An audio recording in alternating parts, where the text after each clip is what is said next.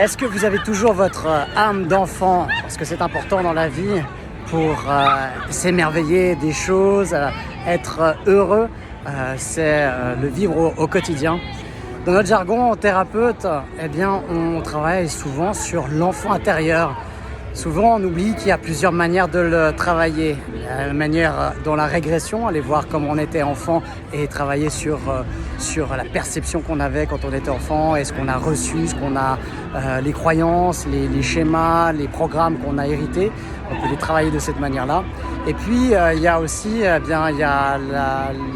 l'aspect symbolique de l'enfant intérieur, aller voir son enfant intérieur tout simplement et puis s'en occuper, lui donner ce dont il a besoin, ce qu'il manque en tant que vous, adulte, eh bien c'est comment il s'exprime aussi à l'intérieur de vous en réclamant ses besoins qui ne sont pas comblés en termes d'amour, de reconnaissance, de protection. Et puis il y a une autre manière, c'est l'archétype, c'est travailler vraiment sur l'archétype de l'enfant intérieur. Et là, on est vraiment sur le schéma, sur ce que représente l'enfant intérieur, c'est-à-dire la joie de vivre, l'enthousiasme, la capacité de s'émerveiller des choses.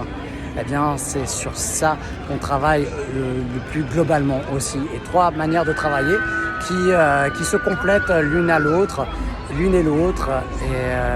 Et voilà, c'est très bien. On travaille en inconscient, donc avec l'inconscient pour dépotentialiser le conscient, pour enlever un peu l'esprit critique. C'est ce qu'on fait au Centre Aura et c'est ce qu'on apprend à faire de manière professionnelle.